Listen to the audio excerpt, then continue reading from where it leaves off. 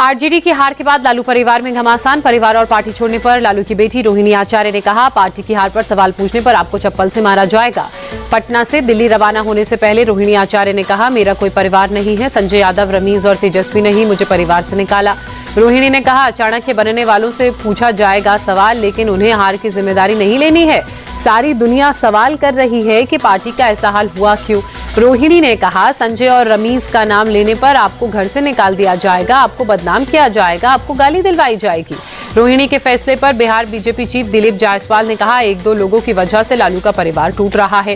BJP नेता रामकृपाल यादव ने लालू के परिवार को लेकर कहा कि ये मामला एक व्यक्ति की वजह से पूरी पार्टी और पूरा परिवार बर्बाद हो रहा है। सपा चीफ अखिलेश यादव ने बिहार चुनाव के नतीजों पर सवाल खड़े किए, कहा 202 सीटें हमें हजम नहीं हो रही हैं। गुजरात दौरे पर पीएम मोदी, बिहार चुनाव में जीत पर भव्य स्वागत। गमछा हिलाकर नेता और कार्यकर्ताओं ने किया स्वागत। सूरत एयरपोर्ट पर आयोजित प्रोग्राम में पीएम ने कहा, बिहार में नया एमवाय समीकरण, महिला और युवाओं ने भविष्य की राजनीति की नींव को मजबूत किया। पीएम मोदी ने कहा, सूरत में रहने वाले बिहारी भाइयों से नहीं मिलता तो गुजरात की यात्रा अधूरी रहती। सूरत में प्रधानमंत्री का कांग्रेस पर बड़ा हमला, कहा कांग्रेस अब मुस्लिम लीगी माओवादी कांग्रेस बनी, मुझे कांग्रेस के एक और विभाजन की आशंका। बिहार में सरकार गठन को लेकर हलचल तेज हुई। दिल्ली में अमित शाह से मिले जेडीयू नेता संजय झा, करीब आधे घंटे तक चली मुलाकात। जेपी नड्डा और ललन सिंह भी शाह के साथ मीटिंग में मौजूद रहे। 22 नवंबर से पहले बिहार में शपथ ग्रहण होगा। गृहमंत्री अमित शाह से मिले बिहार चुनाव प्रभारी धर्मेंद्र प्रधान और विनोद तावड़े। चुनावी नतीजों की समीक्षा और सरकार गठन की रूपरेखा पर अहम चर्चा। चिराग पासवान ने फिर से नीतीश को सीएम बनाने की पैरवी की, कहा नीतीश कुमार को ही फिर से सीएम बनाना चाहिए। बिहार चुनाव के नतीजों पर आज सुबह 11 बजे प्रेस कॉन्फ्रेंस जनसुराज नेता प्रशांत किशोर करेंगे। पार्टी की अगली रणनीति का ऐलान कर सकते हैं। शिवसेना यूबीटी सांसद प्रियंका चतुर्वेदी ने बिहार विधानसभा चुनाव के नतीजों पर कहा, कांग्रेस और आरजेडी को आंकलन करने की जरूरत है कि उन्हें कैंपेन में क्या कमियां दिख रही हैं।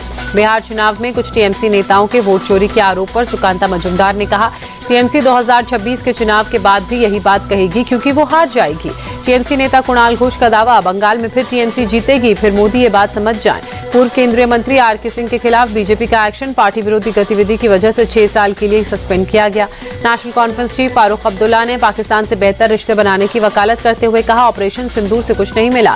दिल्ली में राहुल गांधी और केंद्रीय नेतृत्व से मिले कर्नाटक के सीएम। सूत्रों के मुताबिक खबर, कर्नाटक कैबिनेट के विस्तार को मिली मंजूरी।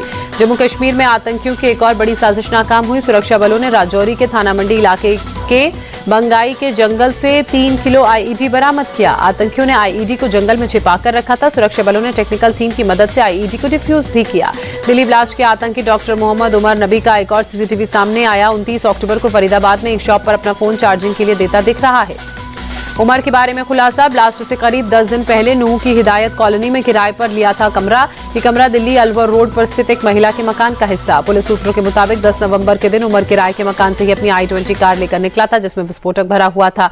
अल-फलाह यूनिवर्सिटी पर दिल्ली पुलिस का एक्शन, धोखाधड़ी और जालसाजी की धाराओं के तहत 2 केस दर्ज किए गए। टेरर मॉड्यूल को लेकर लखीमपुर में गुजरात एटीएस की रेड, आतंकी सुहेल के परिवार वालों से पूछताछ। कुछ दिन पहले गुजरात में पकड़ा गया था आतंकी। बागेश्वर धाम के पीठाधीश्वर धीरेन्द्र कृष्ण शास्त्री की 10 दिवसीय सनातन हिंदू पदयात्रा का आज होगा समापन। यात्रा का समापन वृंदावन के बांके बिहारी मंदिर के दर्शन के साथ होगा। बाबा बागेश्वर ने कहा, देश का हिंदू एकजुट होगा तो देश एकजुट होगा, देश का संविधान बचेगा। हम चाहते हैं कि ब्रज की धरती मांस मदिरा से मुक्त हो।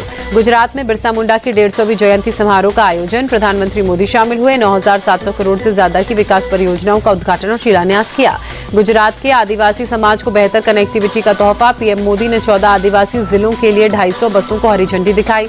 सीआईडी के सामने पेश हुए actor Rana Daggubati, online betting app मामले में प्रमोशन केस में पूछताछ। यूपी के हिंदूवादी नेताओं को लेकर हाई अलर्ट, सुरक्षा की समीक्षा में पुलिस जुटी। 4 हिंदूवादी नेताओं के आतंकियों की हिट लिस्ट में होने का इनपुट। नागपुर एयरपोर्ट का काम जल्द शुरू होगा, सीएम फडणवीस ने कहा, सारी अड़चनें दूर हो गई हैं। मध्य प्रदेश के उज्जैन में वक्फ बोर्ड के चेयरमैन सनवर पटेल और डायरेक्टर फैजान खान को सिर कलम करने की धमकी, दोनों ने आरएसएस पथ संचलन का स्वागत किया था। नासिक में संदिग्ध बैग देखे जाने के बाद हड़कंप मचा, बम निरोधक दस्ता और डॉग स्क्वाड ने मौके पर पहुंचकर जांच शुरू की। जांच में बैग में कुछ संदिग्ध नहीं मिला। पुलिस के मुताबिक बैग में जन्मदिन की पार्टी से जुड़ी चीजें थी। भुवनेश्वर में अवैध हथियारों के नेटवर्क का भंडाफोड़, पुलिस ने 2 लोगों को मामले में किया गिरफ्तार।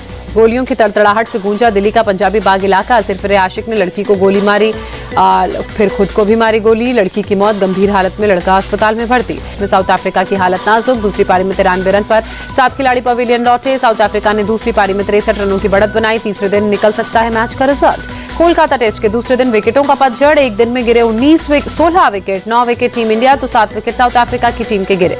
तीसरे दिन साउथ अफ्रीका की पारी को जल्द समेटने पर भारतीय टीम की नजर होगी। साउथ अफ्रीका के कप्तान टीम बाबू में 29 तो कार्बन बॉश 1 रन बनाकर क्रीज पर डटे हुए।